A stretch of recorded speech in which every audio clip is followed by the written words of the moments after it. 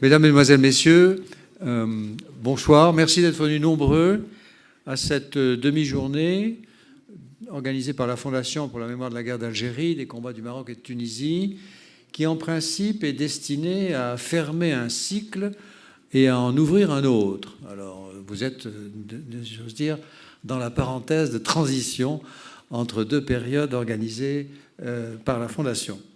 Mais c'est un artifice de présentation, parce qu'en réalité, les choses sont beaucoup plus complexes, elles sont beaucoup plus nouées dans le temps, et toute séparation est par définition arbitraire, même si elle est commode. En tout cas, je remercie les participants d'être venus aussi, les intervenants, d'avoir répondu en toute confiance à l'invitation de la Fondation, parce que c'est pour nous toujours un encouragement d'avoir d'abord des intervenants nouveaux qui arrivent et puis des intervenants confirmés qui, naturellement, nous font depuis déjà un certain temps le plaisir et l'honneur de leur collaboration.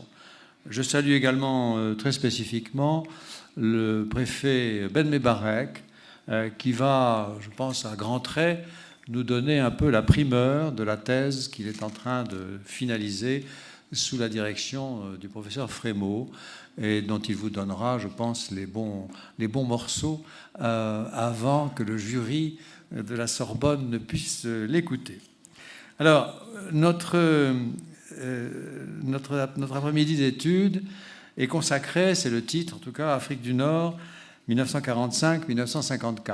C'est deux dates très, très symboliques, mais je crois qu'il faut que vous les regardiez un peu au-delà, un peu en deçà et un peu au-delà, en ayant présent à l'esprit que cette journée d'études s'inscrit plutôt dans la perspective développée par la Fondation depuis bientôt 4 années. C'est celle d'un temps long, dans une relation structurelle complexe entre la France et l'Afrique du Nord. Celle d'une histoire dont l'armée d'Afrique, et ceux qui ont participé à nos colloques précédents ont vu à quel point nous avions été en profondeur pour étudier cette armée d'Afrique. Donc cette armée d'Afrique a été l'instrument et le symbole, car cette institution, et j'emploie à dessein le mot institution, cette institution a été au cœur de toute cette affaire, dans une action globale, en équilibre instable, mais en équilibre tout de même, entre les différentes forces qui ont composé l'aventure de l'expansion française en Afrique du Nord. 3 pays différents, 2 régimes également, une France transposée en Algérie, 2 protectorats. Mais les mêmes lignes de force courent dans l'institution militaire, qu'elle se déploie depuis Alger, Rabat ou Tunis. Ces lignes de force, on les connaît, occupation temporaire ou permanente, quels relais locaux, quelle population protéger ou combattre, mais surtout, que faire de cet ensemble? Tout ceci est d'une diversité et d'une permanence étonnante. Il y a chaque fois, en plus, et il ne faut jamais l'oublier, une logique de terrain qui sourd de l'institution militaire et une logique de gouvernement avec laquelle elle entre parfois en conflit. L'Algérie, pour ne prendre qu'elle, au cours de toute cette histoire de l'armée d'Afrique, a été souvent le théâtre de désaccords profonds entre l'institution militaire et le pouvoir civil. L'Algérie encore, qui a pesé de façon récurrente dans les crises sur les confins saharo-marocains et les interprétations des traités conclus avec le Marzen, où 4 acteurs aux vues divergentes jouaient leurs partitions séparées. Le ministère de l'Intérieur, le Quai d'Orsay, l'état-major et les officiers au contact des tribus. Pour ceux qui reprennent l'histoire de ces confins, elle est passionnante et je vous conseille vivement de la relire. Vous verrez à quel point il a été difficile pour les uns comme pour les autres de s'aligner sur les revendications marocaines, sur les revendications algériennes, et que tout ceci a été d'une complexité étonnante où seuls ceux qui n'avaient pas de philosophie mais qui avaient une pratique arrivaient à s'y retrouver.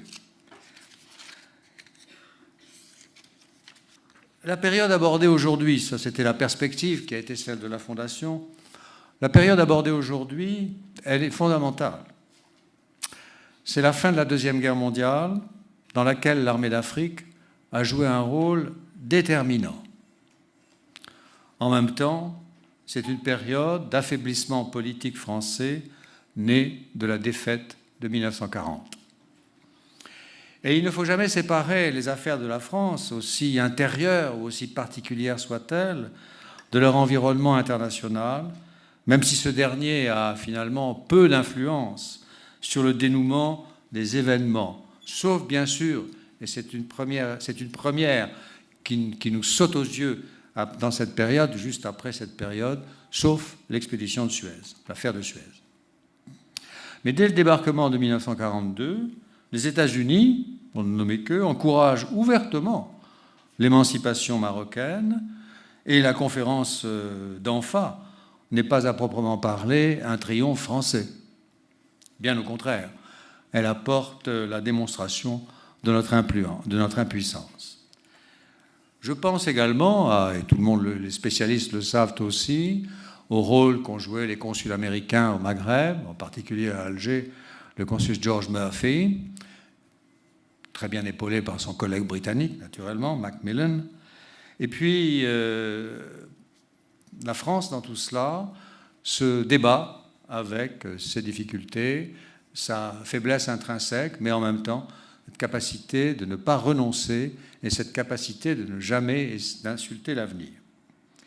Il y a dans ce même temps politique, et on l'a vu dans le dernier colloque, une maturation forte des idéaux nationalistes dans le monde arabe. Donc les deux mouvements se rejoignent. À cette période charnière, ces deux mouvements se rejoignent. L'alliance entre l'Arabie saoudite et Washington, qui a été scellée à bord du croiseur Quincy, a été un premier signal très fort. Les États-Unis entreprennent immédiatement, après le 1945, la réorganisation du monde avec le système de Bretton Woods dans le domaine financier et monétaire et la conférence de San Francisco dans le domaine politique, à laquelle, naturellement, la France est conviée puisqu'elle est signataire et participante aux éléments de la victoire. Il faut voir aussi qu'en 1948, dans cette période, un élément nouveau monte à l'horizon, qui sont les heurts et malheurs des affrontements liés à l'émergence de l'État d'Israël et qui changent pour longtemps, avec la guerre froide dans la foulée, les paramètres du Proche-Orient. La décennie qui s'ouvre, 45-54 et un peu au-delà, est marquée par des mots clés que nous avons tous en tête, mais que peut-être les jeunes générations n'ont pas présentes à l'esprit. Des mots clés qui étaient le pétrole, voilà, le canal, les coups d'État militaires dans le monde arabe, qui étaient nombreux, coups d'État républicains, coups d'État militaires contre des monarchies, tout ça a fleuri.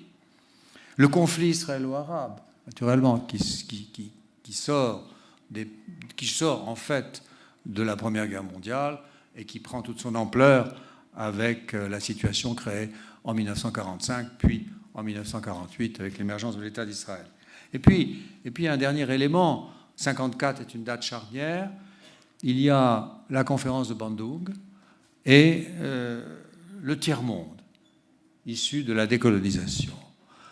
Le tiers-monde qui se dit tiers-monde à la fois pour ne pas être aligné sur Moscou ou sur Washington, et en même temps qui trouve ses lettres de noblesse dans le terme même de décolonisation. C'est-à-dire c'est un tiers-monde issu de mondes qui sont disparus. Voilà. Donc cette période est riche en mots-clés, elle est riche en symboles, et naturellement, je crois qu'il était bon de le rappeler, parce que ça ne vient pas toujours à l'esprit quand on a en tête les événements spécifiques de l'Afrique du Nord. Jamais oublier que l'Afrique du Nord n'est pas une île isolée du monde. Elle est en plein dans ce mouvement du monde. L'armée d'Afrique, pouvait par définition, et ne peut pas par définition, échapper à ces mouvements de fond. Elle en sera fortement impactée, d'ailleurs, avec des variations selon les 3 pays concernés, dont l'un, ne l'oublions pas, la Tunisie, a été le théâtre de batailles très violentes entre les Alliés et les forces de l'Axe. C'était un champ de bataille. Elle occupe en fait, cette armée d'Afrique, l'épicentre, et je pèse mes mots, elle occupe en fait l'épicentre du système militaire et politique français. Car, et on va le voir par la suite, de sa disponibilité, de sa loyauté et de son efficacité dépendront à la fois la couverture des risques et la construction du futur. Et ce défi entraînera des choix collectifs et individuels contrastés après un temps indo-chinois spécifique qui commence en 1946 et dont, pour le moment, je ne souhaite pas parler. L'état politique et social de l'Afrique du Nord est naturellement, lui aussi, touché par la Deuxième Guerre mondiale. Notre précédent colloque a dégagé des lignes de force évidentes, mais difficiles à décliner en réformes nécessaires. Le statu quo n'est pas une politique, même s'il s'affirme comme une évidence pour nombre d'acteurs du drame algérien qui va se nouer dans ces années charnières, infligeant ipso facto à l'Afrique du Nord, dans l'Afrique du Nord, un décalage encore plus fort entre Algérie d'un côté, Maroc et Tunisie de l'autre.